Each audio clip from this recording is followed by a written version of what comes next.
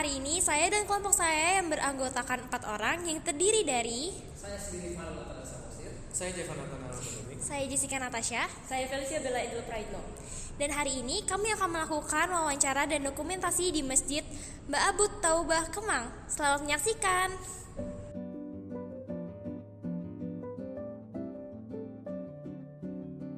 Masjid Mbak Abud Taubah, masjid yang sudah berdiri dan beroperasi sejak tahun 1990. Masjid ini berdiri dengan yayasan bernama Mbak Abud Taubah Al-Insani. Masjid ini telah berhasil menjadi tempat bagi teman-teman muslim di sekitar untuk berkumpul dan beribadah bersama-sama. Masjid ini menyiarkan kegiatan ibadah secara langsung di masjid dan tidak langsung dengan menggunakan media live stream pada channel YouTube mereka yang bernama Masjid Mbak Abud Taubah Media. Di sini terdapat beduk. Beduk digunakan untuk memanggil umat muslim untuk beribadah sebelum adanya toa.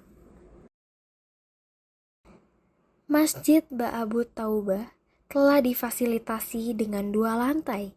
Jadi, apabila lantai di bawah sudah penuh, para umat tetap dapat untuk menjalankan ibadahnya di lantai atas. Masjid ini berhasil mendapatkan beberapa penghargaan, seperti mereka meraih penghargaan tentang kebersihan tahun 2019. Dan menurut saya, mereka sangat pantas untuk mendapatkan penghargaan tersebut karena terbukti bahwa tempatnya yang sangat bersih, sejuk, dan nyaman.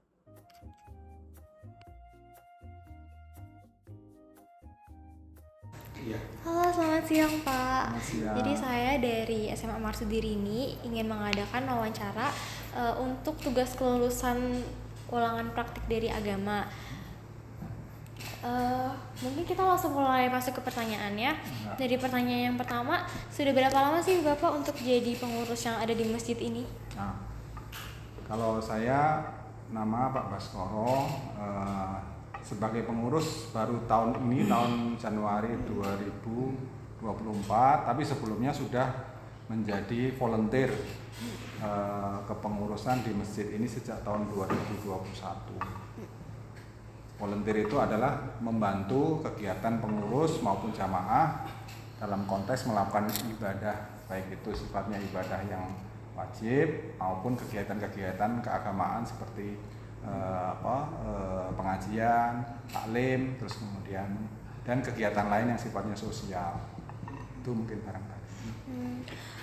Awalnya tuh kenapa sih kayak pengen jadi pengurus di masjid itu? Jadi kalau jadi pengurus masjid itu sebetulnya bukan kepingin, tapi itu panggilan dari karena kita beragama Islam, kemudian kita juga bagian untuk melaksanakan ibadah itu adalah bagi laki-laki itu adalah di masjid, khususnya sholat 5 waktu.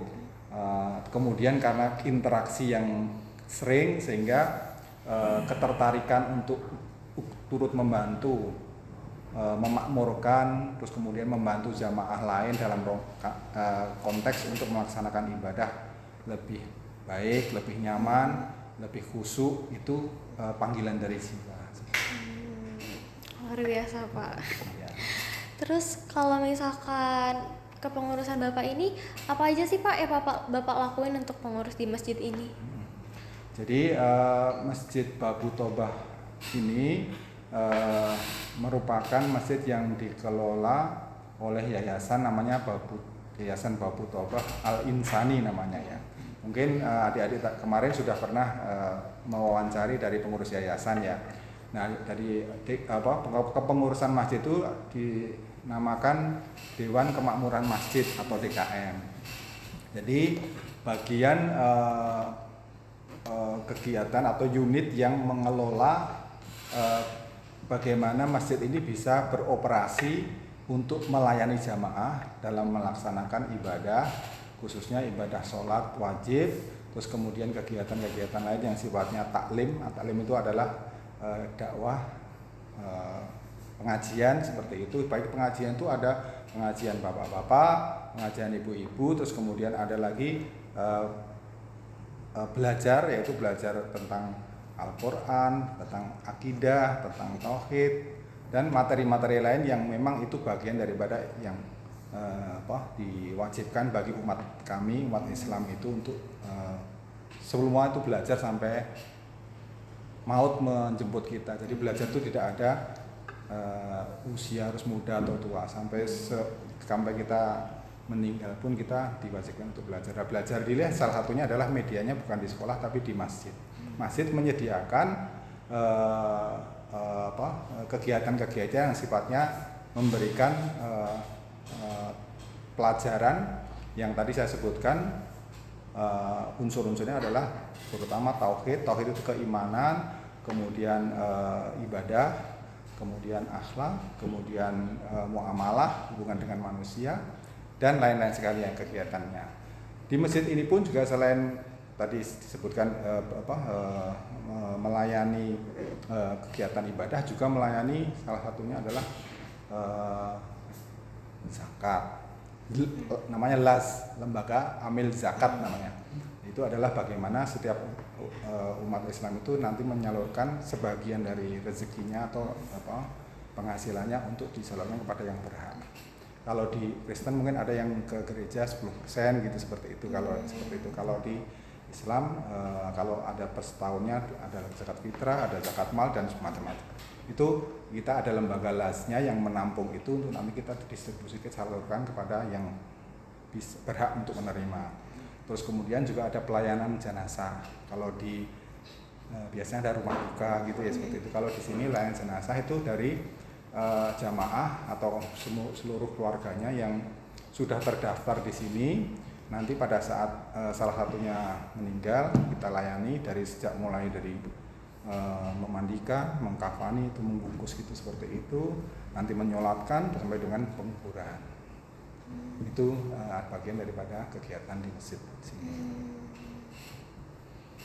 Terus bagaimana sih Pak caranya untuk menerapkan ajaran Islam dalam kehidupan kayak sehari-hari, dalam bekerja ataupun dalam berinteraksi? Ya. Jadi agama Islam itu mengajarkan seluruh aspek kehidupan manusia. Jadi mulai dari bangun tidur sampai tidur lagi itu semua dituntun di dalam dituntun yang dipandu dengan namanya dua pedoman bagi umat Islam itu adalah kitab suci Al-Quran sama sunnah Nabi. Nah, sunnah Nabi Muhammad SAW.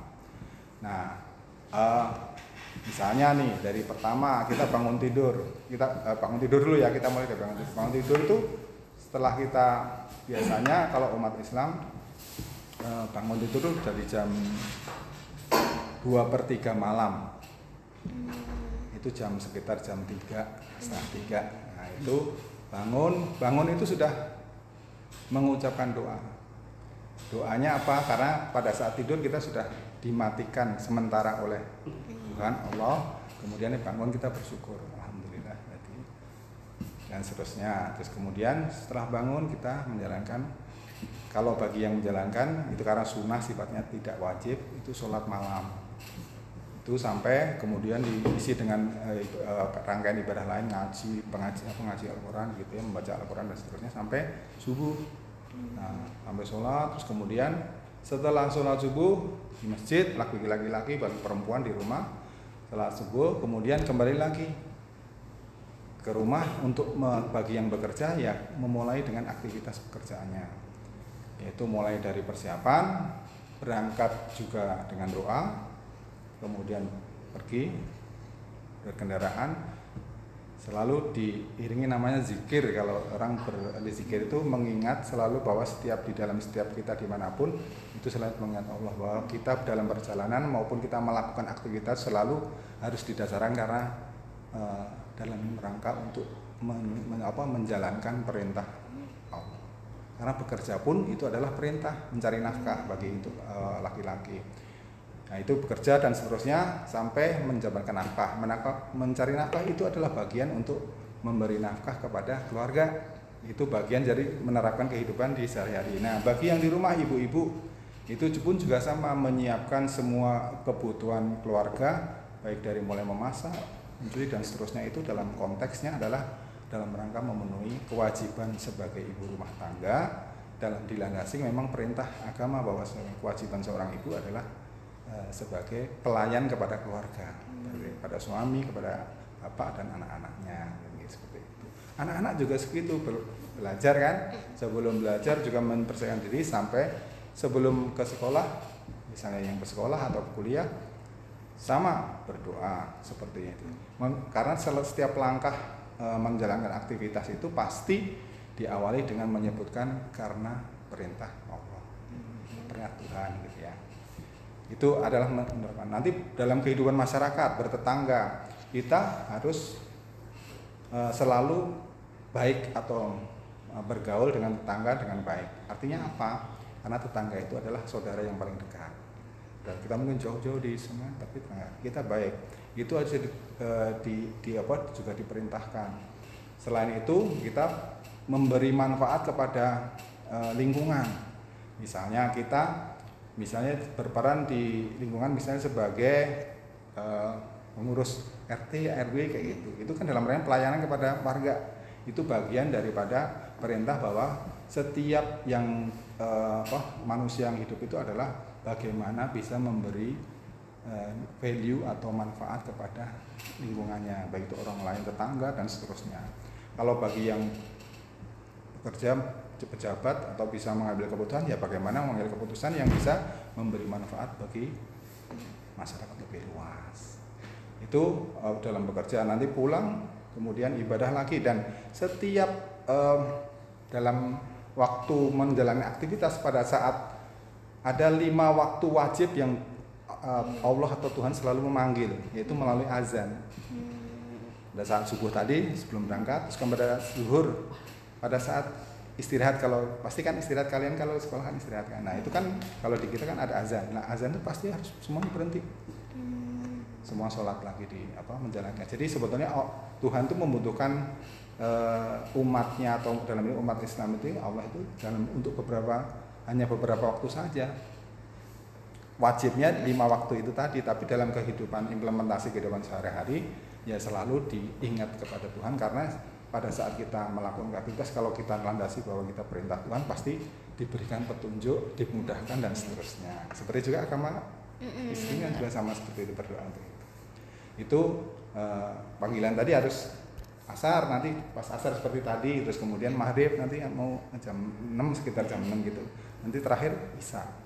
Nah sebelum tidur pun kita juga berdoa, karena pada saat kita mau tidur seakan-akan kita menyatakan kepada Allah, ya Allah saya dimatikan sementara. Kita belum tahu bahwa nanti bisa dibangunkan lagi atau tidak, belum tahu. Tapi dengan berdoa bahwa kita dimatikan sementara, kita selalu berada di dalam ingat pada Sang Pencipta. Nah itulah tuntunan rutin yang diimplementasikan pelajaran agama atau aturan atau perintah yang dikandung di dalam kitab suci Al-Quran dan sunnah yang dicontohkan oleh Nabi Muhammad SAW itu untuk diimplementasikan dalam kehidupan sehari-hari, sehingga setiap langkah kita menjalankan aktivitas selalu di dalam lindungan Tuhan Allah Subhanahu wa Ta'ala gitu. Baik, terima kasih untuk pertanyaannya segitu aja. Terima kasih banyak ya Pak. Ya, saya ngedengar itu tuh jadi kayak rasa diingatin lagi tentang Tuhan, dan saya membuka wawasan yang baru juga tentang Islam, bahwa Islam tuh emang agama yang penuh dengan cinta kasih juga, mengasihi lingkungan dan sesama. Kalau nanti sempat dengar di luar-luar bahwa Islam ini sebetulnya itu propaganda, menyudutkan. Tapi kalau siapa tadi namanya? Jessica, terus kemudian teman-teman kalau ketemu seperti ini ya kita menyambut welcome. Karena intinya kan sebetulnya selagi kita bisa membantu ya kita pasti. Tapi konteksnya dalam konteks dalam ibadah masing-masing. Jessica kalau berbeda seperti apa kita berbeda seperti. Tapi dalam bergaul seperti ini, interaksi pasti saling menghormati di antara. Tapi saya percaya kok semua agama sebenarnya baik, cuman tergantung yang menjalaninya. Tapi semuanya ajarannya pasti baik. Oke, Oke, terima kasih untuk wawancara dari saya, mungkin segitu dulu. Ya, sama-sama. Selamat sore. Ya, sore. Perkenalkan, nama saya Felicia Bella Angel. Bisa dipanggil Feli saja. Saya saat ini ingin mewawancarai Anda berkaitan dengan kepengurusan Bapak di masjid ini. Bisa kan? Oh iya, itu bisa. Udah berapa lama ya di masjid ini untuk kepengurusannya? Iya, perkenalkan dulu, nama saya Effendi. Effendi Somara. Berasal dari Karawang. Jadi bekerja di sini sudah sekitar 20 tahun. Sudah cukup lama. Iya. Jadi saya senang kerja di sini karena kita sebagai umat Islam ya mendekatkan diri kepada Robnya yang Maha Kuasa. Itu alhamdulillah di sini juga di masjid ini banyak kajian-kajian ilmu yang membuat kita bisa bertambah meyakinkan diri melaksanakan ibadah. Lanjut, kenapa awalnya ingin jadi pengurus di sini ya? Ya itu saya katakan tadi, saya sudah berbagai macam pekerjaan kita sudah pernah kita lalui, tapi alhamdulillah di sini ya insya Allah yang sesuatu yang terbaik karena kita tujuannya untuk ibadah ya, ibadah. Kalau di umat Islam itu ibadah banyak sekali yang dikerjakan itu, seperti sholat 5 waktu. Dan kebetulan saya di sini sebagai merbot namanya ya, kalau di masjid bersih-bersih dan juga melantunkan azan untuk panggilan umat Islam menjalankan ibadah itu. Dan semua itu ada nilai pahalanya dari Yang Maha Kuasa, ada anjuran dari Rasulullah SAW, itu saja. Perannya dalam kepengurusan ini sebagai apa ya? Dalam pengurus dalam bidang apa? Saya sendiri ya diamanatin karena ini masjid tempat ibadah, ada juga yang namanya panggilan azan, itu tempat umat Islam untuk menyerukan sholat 5 waktu. Jadi saya diamanatin untuk memanggil orang untuk ibadah, yaitu azan, namanya disebutnya azan ya, azan memanggil orang untuk ibadah kayak gitu. Lalu ada nggak program masjid dari sini, apa aja? Ada nggak programnya yang pernah diumumkan? Ya di masjid ini berbagai macam ragam ada, seperti kegiatan pengajian itu baik laki-laki ataupun kaum ibu-ibu, baik sekali. Dan juga banyak kegiatan yang lain yang bersifat formalitas gitu, yang lainnya berhubungan dengan kemanusiawian, seperti ada sunatan massal di sini gitu, ada baksos berbagi terhadap umat Islam dan kaum ya duafa yang tidak mampu. Itu hak sebagai umat Islam, hak kita untuk membantu mereka yang tidak mampu. Itu kedudukan masjid di sini bersatu bergabung untuk membantu para kaum duafa yang layak untuk dibantu gitu. Apa susah senangnya sebagai pengurus di sini ya? Iya. Ya, Apa susah senangnya menjadi pengurus di sini? Oh iya, kalau di sini ya kita stabil aja, kita buat senang-senang. Kalau khusus saya ya, pokoknya kita senang-senang aja di sini. Senangnya apa, bisa bertemu dengan teman-teman, bertemu dengan berbagai macam warga yang berasal dari mana saja tuh, bisa ketemu di sini dan beribadah setelah mengaji bersama. Juga ada bisa kita makan-makan bersama gitu. Gitu enak, berbagi dah kebersamaan itu aja. Lalu bagaimana cara Anda menerapkan ajaran Islam di kehidupan sehari-hari? Iya, kita menerapkan agama Islam ya, terus terang kita memang ya kita beragama keturunan, tapi ya agama Islam namanya ya. Jadi Islam itu mengatur kita untuk berbuat baik kepada siapa saja gitu ya, ya baik beragama non Islam atau siapa saja. Tapi yang terpenting kita berusaha untuk menjadi manusia yang terbaik, yang bermanfaat gitu, terutama kita kepada Rabb kita gitu. Bagaimana Allah itu memerintahkan kepada umatnya untuk beribadah dan bermuamalah terhadap sesama manusia gitu. dari ajaran Islam yang selama ini Bapak dapatkan, apa aja yang telah Bapak pelajari?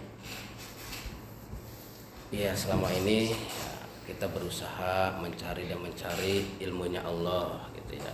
Ya alhamdulillah kenikmatan yang kita rasakan itu karena kita sudah paham dan tahu jenis ibadah yang bersumber dari Al-Qur'an dan Sunnah Rasulullah itu.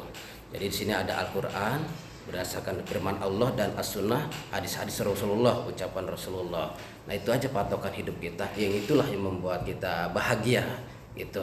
Bahkan orang-orang di luar itu juga seperti Yahudi, Nasrani, itu mereka terpengaruh dengan Islam, dengan kebaikan Rasulullah yang begitu akhlaknya bagus, karena Rasulullah ucapannya tidak berdasarkan pola pikir hawa nafsu, tapi bersumber dari wahyu dari Allah Subhanahu wa taala.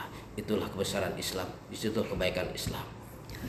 Terima kasih ya Pak untuk waktu wawancaranya. Selamat sore Pak, perkenalkan nama saya Jevan Nathanael dari Sekolah SMA Marsudin ini. Saya di sini ingin mewawancarai Bapak mengenai hal-hal yang berhubungan dengan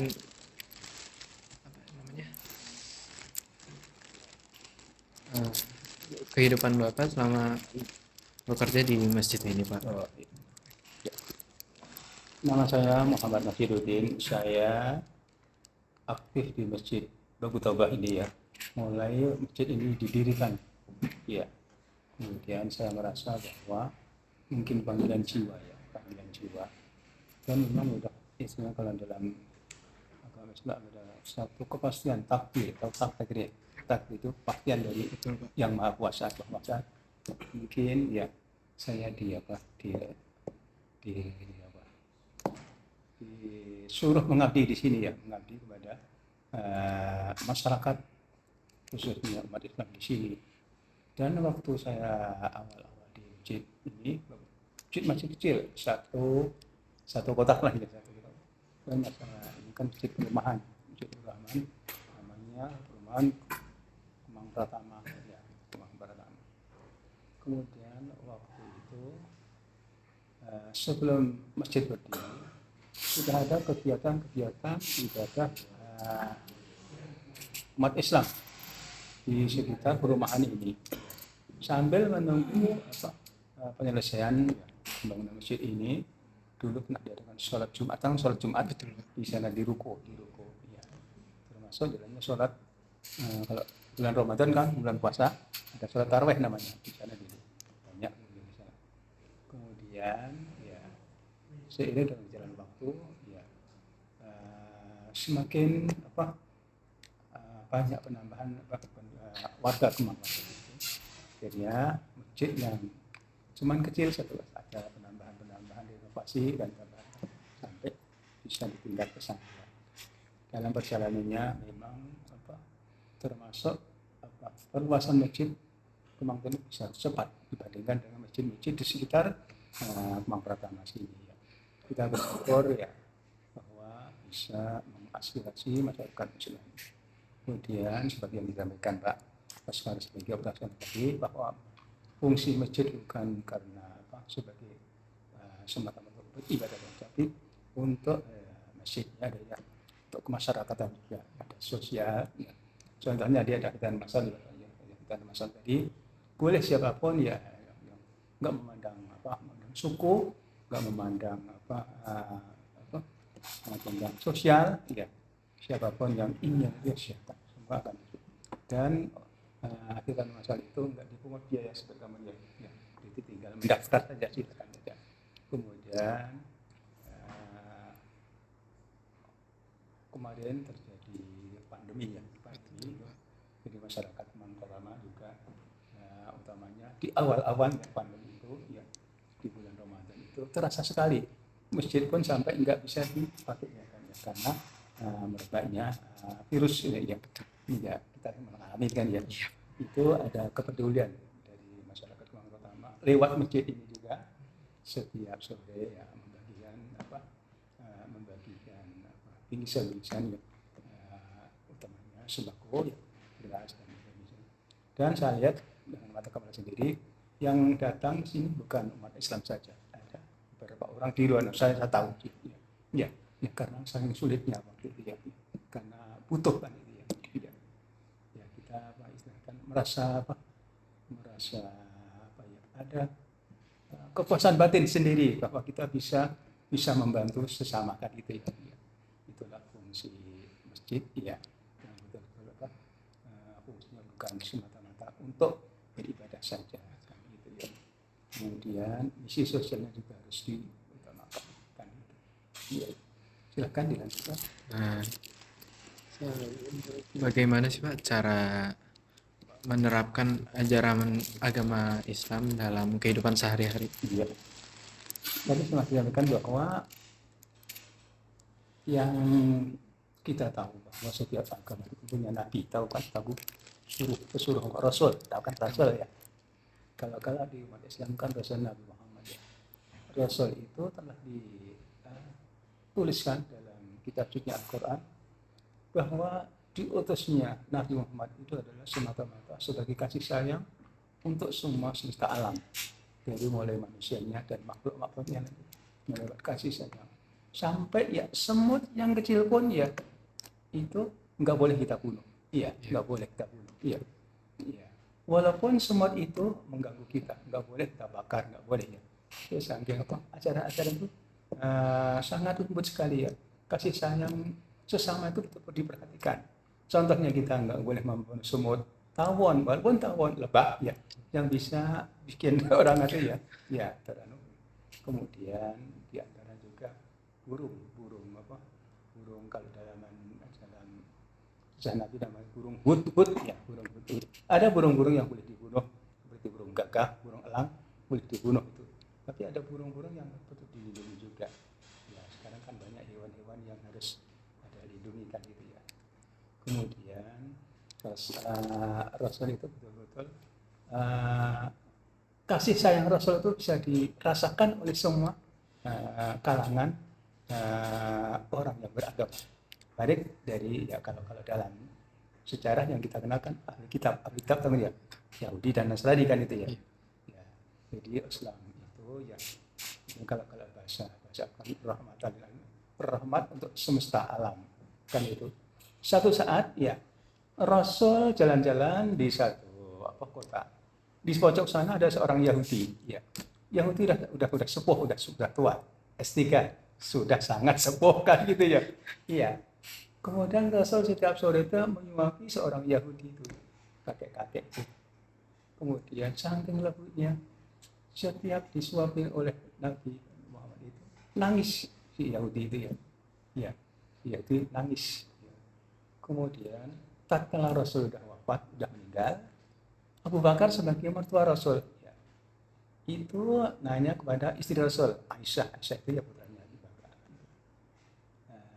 Wahai Ananda, anakku, apakah masih ada jejak-jejak Nabi atau Rasul yang masih belum aku laksanakan? Semua jejak Rasul itu dijalankan oleh seorang Abu Bakar sebagai seorang mertua kan itu ya. Mungkin ada ayanda satu yaitu kebiasaan Nabi setiap sore menyuapi seorang Yahudi di pojok sana ya. Kemudian dia cepat-cepat mendaki seorang Yahudi. Kemudian udah beberapa hari kan nggak tersuapi oleh siapapun karena yang peduli ya hanya Rasul itu sendiri kan, nggak ada orang lain yang berani kan. Kemudian Abu Bakar memberanikan diri ya. Tapi ternyata suapannya beda dengan suapan Rasul Nabi kan gitu ya. Kalau Rasul kan sangat lembut sekali kan ya, gitu ya. Ini siapa? Kok suapannya enggak seperti yang kemarin ya. Oh, ketahuilah bahwa yang menyuapi Anda kemarin adalah seorang Nabi Rasul Muhammad. Ya, bukan Muhammad. Ya, kalau orang kan orang Kristen puji Tuhan kan. Ya Allah kan gitu kalau orang Islam kan gitu ya. Sebenarnya itulah akhlak. Tahu kan akhlak? Budi pekerti, ya budi pekerti yang mulia. Jadi misi Rasul yang pertama diutus di dunia itu adalah untuk menyempurnakan budi pekerti ya umat itu boleh ya, siapa saja silakan ya yang mampu sebagai orang Islam Dan orang yang tertarik kepada budi pekerti Islam itu sendiri, ya kagum dengan budi pekertinya seorang Rasul seperti yang disampaikan tadi ya. Silakan diteruskan. Bapak punya pesan nggak untuk kita sebagai para pelajar ini? Ya. Sebagai anak muda, kalau di dalam ajaran Rasul, ya jadilah seorang pemuda masa kini dan pemimpin masa depan. Kalau dalam bahasa Arabnya, Subhanul Yaum, ya pemuda masa kini dan pemimpin masa depan, seperti Mas Gibran ya.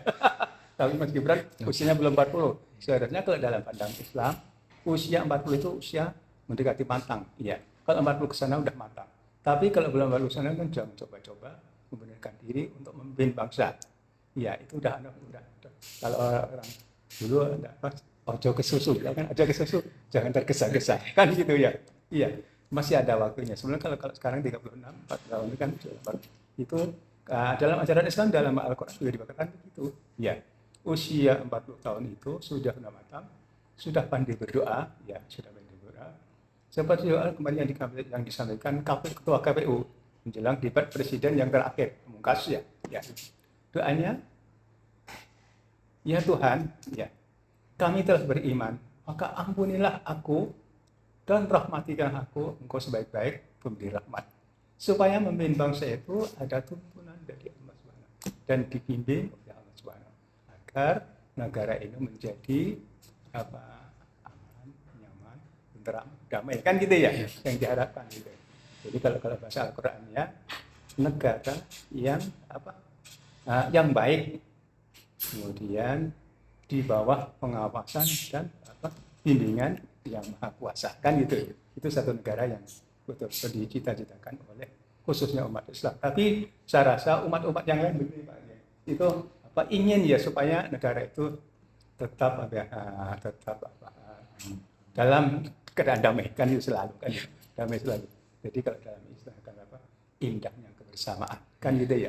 Kebersamaan itu yang paling kita utamakan ya. Siapapun orangnya, Bhinneka Tunggal Ika kan iya. Bermacam ika bangsa, suku bangsa, tapi satu itu NKRI kan gitu ya. Iya. Jadi kerukunan antar umat beragama, beda singgung. Ada kerukunan antar umat beragama, ada kerukunan antar agama, ada kerukunan antara jamaat, ada kerukunan antar manusia, antara susu bangsa, dan itu ajaran-ajaran mungkin ya adik nanti bisa membandingkan ya. Oh indahnya agama Islam itu begitu kan gitu. Silakan saja. Iya. Jadi bisa dicernakan gitu. Terima kasih Pak atas waktunya. Ya. Terima kasih ya. Terima kasih. Oke, jadi itu aja kegiatan dari kami semua ini setelah mengunjungi masjid tersebut. Ada banyak banget yang kami pelajari dari sana soal toleransi dan juga ya saling mengikat antar agama. Jadi semoga yang menonton ini semua dapat menyaksikan dengan baik dan mohon maaf apabila ada banyak banget kekurangan dari kami. Sekian dari kami semua, terima kasih. Terima kasih.